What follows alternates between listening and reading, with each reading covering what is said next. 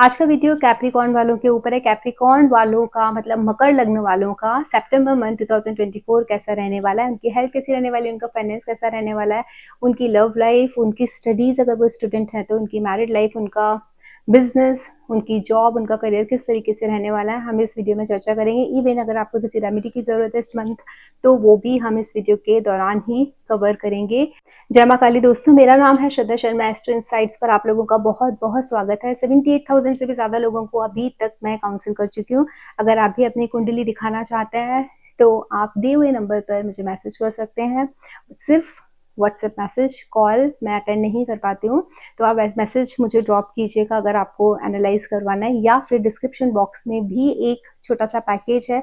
If you want to opt that package you can go. तो start करते हैं। सबसे पहले कैप्रिकॉर्न मतलब मकर राशि वालों की, मकर लग्न वालों की हेल्थ कैसी रहने वाली है।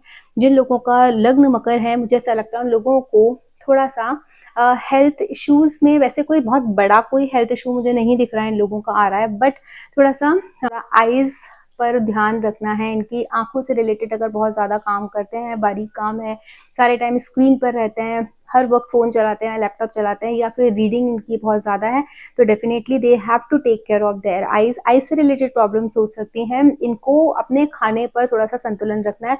अगर ये ज्यादा स्टेल फूड खाएंगे या तो बासी खाना, बिकॉज जब सैटर्न हमारे सेकंड हाउस में होता है तो ऐसा होता है कि इंसान स्टेल फूड खा लेता है, ठंडा खाना खा लेता है, या फिर उसको स्वाद का बहुत ज्यादा वो नहीं होता है कि मुझे यही खाना है या वो खाना है, या बहुत हेल्थ कॉन्शियस नहीं होता है, उसको जो अच्छा लगता है जो ठीक लगता है खा लेते हैं। इवन सैटर्न सेकंड हाउस में तो जंक भी खाने की इंसान को हैबिट होती है।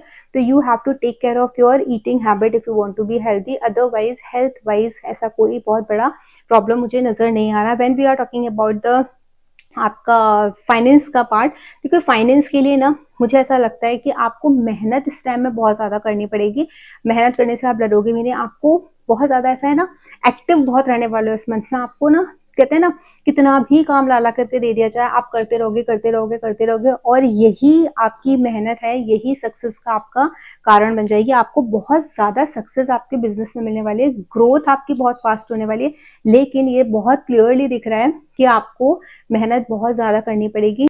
आप थोड़ा स्लो गति से जाओगे पैसा कमाने के लिए। जो फाइनेंस का पार्ट है थोड़ा स्लो रहेगा, लेकिन फिर भी आप कैसा रहेगा, आपको बहुत ज्यादा स्ट्रॉन्ग आप फील करोगे कि चाहे मैं स्लो कमा रहा हूँ लेकिन मुझे पता है कि अभी आने वाले थोड़े वक्त में मैं बहुत अच्छा कर पाऊंगा।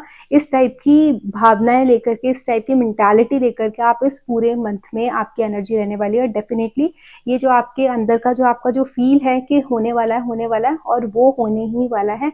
इसके बाद हम बात करते हैं स्टूडेंट्स की, जिन लोगों की पढ़ाई से संबंधित चिंताएं हैं कि स्टडी कैसी रहेगी, मंथ कैसा हमारा जाने वाला है। डेफिनेटली ये मंथ नहीं, 2025 अप्रैल तक आपकी स्टडीज बहुत अच्छी रहने वाली है।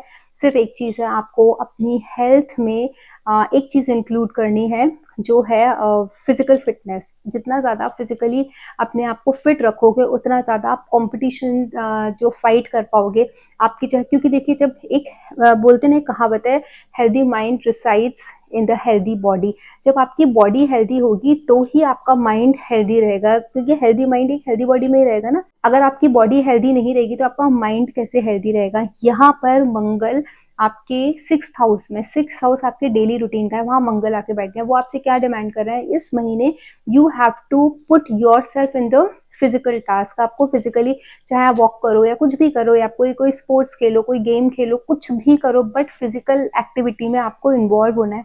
If you are involve in the physical activity definitely you are going to crack the exams in a blink. आप बहुत जल्दी किसी भी एग्जाम को क्रैक कर लोगे। आपको खुद को नहीं पता कितना फास्ट आप चीजों को कैसे कहते हैं ना, डिकोड कर पाए आप वो चीजों। वैसी एनर्जी आपकी बन रही है यहाँ पर सितंबर के मंथ में। अब हम बात करते हैं आपकी लव लाइफ की। जहां तक हम बात करेंगे इस टाइम, तो मुझे नहीं लगता है कि आप लोगों की लव लाइफ में बहुत ज्यादा कुछ हैपनिंग होने वाला है for a month, for 15 days 20 days तक। तो आपको थोड़ा सा क्वाइट रहना ही पड़ेगा। उसके बाद थोड़ा सा जब भी वीनस का ट्रांजिट हो जाएगा यहाँ पर तुला राशि में, तब थोड़ा आपकी लव लाइफ इंप्रूव होती हुई दिख रही है। बिकॉज अभी देखो आप लव लाइफ के जो लॉर्ड हैं वीनस, वो केतु के साथ जाके बैठे हुए। हो सकता है आप में से काफी लोगों का झगड़ा भी हो गया हो अपने पार्टनर्स के साथ, जिसके साथ आप रिलेशनशिप में थे। आप लोगों ने सोचा होगा ठीक है मुझे नहीं रहना, जाने दो, खत्म करना है खत्म कर दो, इस तरीके की थॉट प्रोसेस होगा। लेकिन जैसे ही वो निकल जाएंगे उसके बाद चीजें आप लोगों की बेटर डे बाय डे होना स्टार्ट हो जाएंगी। तो लव लाइफ तो बहुत ज्यादा हैपनिंग मुझे इस मंथ में नहीं दिख रही है। तो you have to keep patience at least till 18th of September।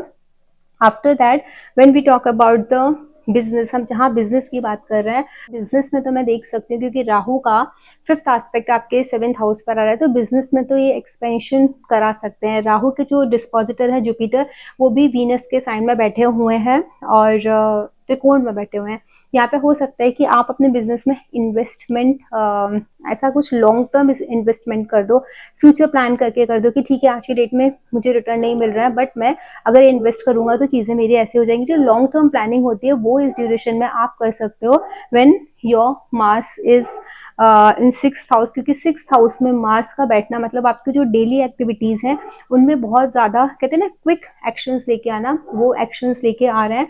और यहाँ से बैठ करके मंगल 4th एस्पेक्ट से आपके वीनस को भी देख रहे हैं जो 5th हाउस के डिस्पोजिटर है। तो ओवरऑल अगर मैं देखूं, यहाँ पर टेक्निकल हम बात नहीं करेंगे, हम ओवरऑल देखें तो आपकी इस लिहाज से, बिजनेस के लिहाज से तो बहुत ज्यादा अच्छी एनर्जीज हैं। आपको ग्रोथ मिलेगी, एक्सपेंशन मिलेगा, वहां पर कोई डाउट नहीं है। लेकिन मैरिड लाइफ की हम बात करते हैं तो मैरिड लाइफ में हो सकता है थोड़ी सी अनबन आप लोगों की आपस में एक दूसरे से बन जाए। इस अनबन में भी वो भी कैसा होगा ना, तो हो सकता है आप लोगों का डिफरेंस ऑफ ओपिनियन हो जाए। अदरवाइज इससे ज्यादा तो कुछ खास ऐसी प्रॉब्लम नजर नहीं आ रही है आपके चार्ट में जो आपको फेस करनी पड़ेगी। इसके बाद हम बात करते हैं आप लोगों की जॉब की। आपकी जॉब के लिए भी अगर मैं देखूं तो ये टाइम बहुत ज्यादा फेवरेबल है इस टाइम में। रीजन है यहाँ पर क्योंकि आपको मंगल जब आपके इसमें हाउस में आकर के बैठ गए हैं ना, 6th हाउस में आकर के बैठ गए, वो आपको आपके शत्रुओं से, आपके कॉम्पिटिटर से लड़ने की क्षमता दे रहे हैं। और 6th हाउस के लॉर्ड भाग्य भाव में अभी चले जाएंगे 23rd सितंबर को। तो 23rd अभी तो चलो वो सूर्य के साथ है 8th हाउस में, तो हो सकता है कि जॉब में आप थोड़ा सा ट्रांसफॉर्मेशनल एनर्जीज देख रहे हो, थोड़े चैलेंजेस फेस कर रहे हो। लेकिन जैसे मैंने बताया मंगल क्योंकि यहाँ पर बैठे हैं, वो एक फाइटर हैं। आपको कितने भी चैलेंजेस आ जाएं, लोग आपके खिलाफ कितनी भी पॉलिटिक्स कर लें, लेकिन जीत आपकी ही होगी। और जैसे ही मरकरी यहाँ से अपने 6th मतलब ये जो उनका वर्गो साइन है उसमें जाएंगे, तो वर्गो साइन में जाते ही आपको इनके बहुत अच्छे रिजल्ट्स देखने को मिलेंगे। तो ओवरऑल अगर जॉब की एनर्जी में देखूं, वीनस भी 18 सितंबर को चले जाएंगे तुला में।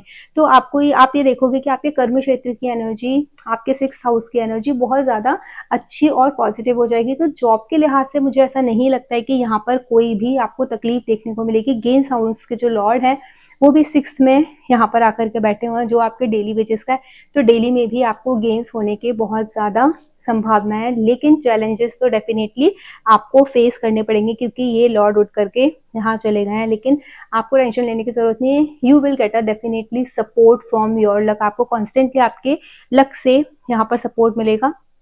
यहाँ सबसे ज्यादा जो इम्पोर्टेंट इस टाइम में मुझे बन रहा है वो लग रहा है कि आपको हनुमान जी की आराधना करना बहुत ज्यादा इम्पोर्टेंट है। बिकॉज मंगल यहाँ पर 6th हाउस में बैठ करके जो चैलेंजेस क्रिएट कर रहा है 6th हाउस के डिस्पोजिटर यहाँ पर। तो 23 सितंबर बहुत लंबा टाइम है। तो मुझे ऐसा लगता है कि आप हनुमान जी की आराधना और विष्णु जी की आराधना, ये दोनों की आराधना अगर आप करोगे तो आपको बहुत ज्यादा फायदा रहेगा। हनुमान जी की आराधना करने से, जैसे मैंने आपको बताया कि आप एक फाइटर स्पिरिट के साथ यहाँ पर बैठे हुए हो, यहाँ पर मंगल बैठे हुए हैं, तो आपके अंदर वो लड़ने की क्षमता, अपनी विषम परिस्थितियों में जीतने की क्षमता और वो जो ताकत है हनुमान जी से मिलेगी। मरकरी क्योंकि आपके 6th हाउस के लॉर्ड यहाँ जाकर के बैठ गए हैं सूर्य के साथ, तो अगर आप भगवान विष्णु की आराधना करते हो, विष्णु सहस्त्र नाम का पाठ करते हो, तो ये आपकी सस्टेनेंस देंगे। आपको विष्णु जी पालन करता है। आपको अगर इस चैलेंजिंग सिचुएशन को निकालना है, इसमें सरवाइव करना है बहुत एफिशिएंटली और बिना किसी प्रॉब्लम के निडर होकर के, तो आपको हनुमान जी और विष्णु सहस्त्र नाम करना पड़ेगा हनुमान जी की पूजा और विष्णु जी की पूजा। तो हनुमान चालीसा मैंडेटरी है, विष्णु सहस्त्रनाम मैंडेटरी है। अगर आप ये 2 चीज़ें सितंबर के मंथ में कॉन्स्टेंटली करते हैं तो डेफिनेटली आप सारे चैलेंजेस से निकल आएंगे। और जैसे मैंने बोला कि आप निकल आएंगे, जो आपको लगता है, और आप जीतेंगे तो आप जीतेंगे भी। अगर आप लोगों को मेरा वीडियो अच्छा लगा तो इसे लाइक कीजिए, शेयर कीजिए एंड सब्सक्राइब कीजिए। जय माँ काली।